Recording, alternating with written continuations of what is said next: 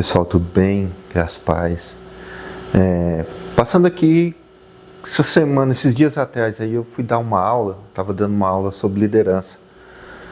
E ali durante a aula surgiu o assunto de oportunidades, né? Essas oportunidades que dão na igreja, para o irmão ou para a irmã cantar um hino ali, ou cantar alguma coisa, ou falar alguma coisa, levar uma palavra. E ali na hora, no calor da aula, eu respondi daquilo, como que nossa igreja faz. Mas aí depois fui meditar sobre, fui fazer uma reflexão. E tem alguns assuntos que eu quero considerar a respeito de oportunidades em igreja, de oportunidades durante o culto. E eu tenho algumas reflexões boas, outras ruins, e eu não estou aqui para julgar nem quem é certo, nem quem é errado, sabe? Primeiro eu vou explicar como que nossa igreja faz e depois a gente vai considerar algumas coisas. Por exemplo, na nossa igreja, se você quer participar do departamento de louvor, a primeira coisa que você tem que fazer, se você quer cantar ou se você quer tocar, é participar de uma audição. Nós fazemos algumas audições durante o ano e ali naquele momento você vai ser avaliado. E ali pessoas competentes vão estar lá e vão falar se você pode cantar, se você pode ingressar no Ministério de Louvor, se você pode tocar. Mas passou, então você está falando que só para as pessoas muito boas. Não, irmão, não estou falando a respeito de como funciona no nosso ministério e principalmente sobre a questão da excelência, né, da gente fazer as coisas da melhor forma possível. Se você quer louvar a Deus, louva a Deus. Se você quer cantar, cante. Se você quer tocar, toque. Sabe, nossa vida tem que ser para o louvor do nome de Deus. Então, mas eu estou falando como que a gente funciona. Durante o culto, para você participar do Ministério de Louvor, você tem que passar por esse teste. E da mesma forma, a questão, igual igrejas que falam assim, o irmão vai trazer uma palavra. E ali, geralmente, quando é assim, os irmãos vêm e ele traz uma palavra ali de 3, 5 minutos, depende do tempo que dão para ele. E o irmão, a irmã, né, e ali eles vão pegar alguma coisa, eles vão falar alguma coisa que Deus colocou no coração deles.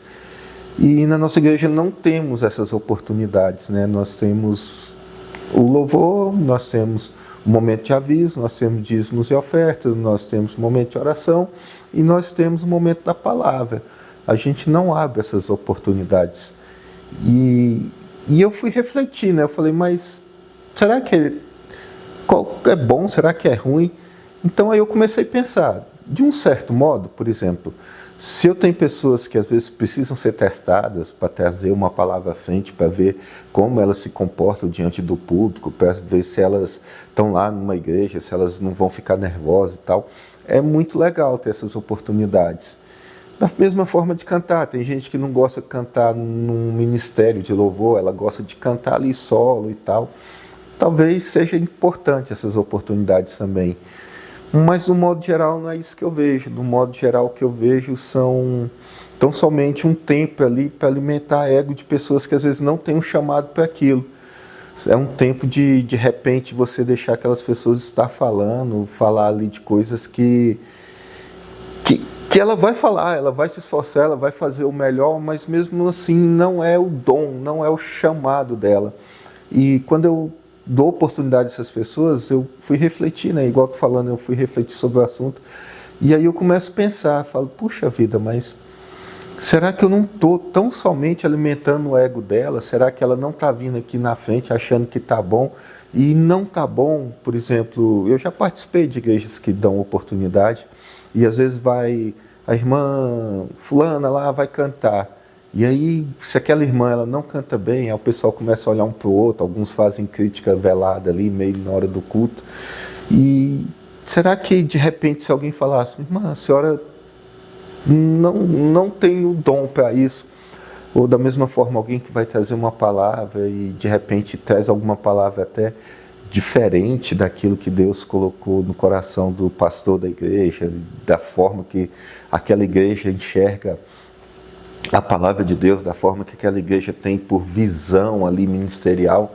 E às vezes você traz pessoas, você dá oportunidade para pessoas que vão desconstruir aquilo que você pega para a sua igreja, para a sua comunidade. Então aí eu fui pensar, eu fui julgar na balança, né? Eu acho que As oportunidades, se você tiver certeza que aquela pessoa tem dom para aquilo, dá oportunidade para ela. Mas se não, meu irmão, pensa se compensa. Porque às vezes quando eu estou dando oportunidade para alguém pregar, quando eu estou dando oportunidade para alguém cantar, que não é o chamado, não é a vocação dela, muitas vezes eu estou atrasando a vida ministerial dela.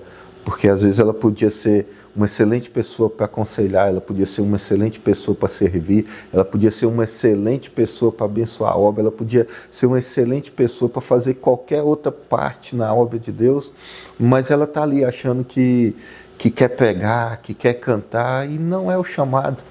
Então, nós como líderes, será que nós temos que alimentar isso nas pessoas? Ah, mas se eu não deixar, ela vai para outra igreja que vai dar oportunidade. Será, meu irmão? Será que ela vai mesmo? O que segura a pessoa na igreja é aquilo que é pregado na igreja. É a comunhão com os irmãos, é ali o relacionamento que ela tem com os outros irmãos. E se eu estou deixando ela na minha igreja tão somente porque ela está falando, tão somente porque ela está cantando, se não for o chamado dela, eu estou fazendo mais mal para ela. Eu estou fazendo mal para essa pessoa, estou impedindo dela crescer e avançar em outra área. Então, como eu falei, eu estava na aula de liderança e esse assunto surgiu, e na hora eu falei bem superficial, porque fugiu um pouco do tema, mas tirando aqui para a gente ter um tempo mais de reflexão. Sabe, porque quando alguém quer estar na frente, eu acho que a primeira coisa que a gente devia conversar e tentar entender dela é por que ela quer estar na frente? Por que ela tem essa necessidade de falar? Será que é por um chamado que queima no coração dela? Se for, amém. Mas será que é por ego? Será que é por estar na frente, o pessoal vai ver eu falar? Então essas coisas a gente tem que começar a pensar. A gente precisa direcionar as pessoas para o lugar certo. A gente precisa direcionar as pessoas para aquilo que realmente ela foi chamada para fazer. E quando a gente faz isso, as bênçãos de Deus se derramam na vida dela, se derramam na vida da igreja. Então, como eu falei, eu não estou julgando, nem falando que é certo, nem que é errado. Se sua igreja está funcionando bem assim, amém. Mas se não, é algo a gente pensar mesmo. Porque, por exemplo, se você for olhar, a maior igreja do país, evangélica, Assembleia de Deus, ela é montada totalmente, o culto é em cima de oportunidades. E eles são uma bênção. Mas será que todo mundo que está lá realmente tem chamado para isso? Será que todo mundo é vocacionado para aquilo? Então, como eu trabalho com essa parte, eu falo sobre liderança, eu dou aula sobre liderança também, então é algo que a gente precisa direcionar as pessoas. Nós precisamos, às vezes, chegar em pessoas com todo amor no coração e falar: irmão, me ajuda nessa outra parte, esquece um pouquinho essa aí que você não está tão bem e vem para essa. Então, porque às vezes a gente fica com medo do irmão ficar triste ou sair, mas talvez você está levantando alguém que vai servir muito mais na obra, que vai fazer a obra muito melhor e que não vai ser pesado para ele, porque ele vai estar dentro do chamado que Deus colocou ele. Então é só uma pequena reflexão mesmo sobre essa questão de oportunidades, porque surgiu e na hora eu não me atentei muito, mas depois eu fui meditar.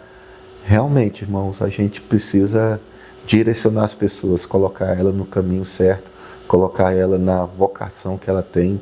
E talvez a pessoa não enxerga, mas nós como líderes podemos ajudá-las, podemos ajudar ela a fazer aquilo que Deus chamou ela para fazer. Tá bom? Deus abençoe a todos.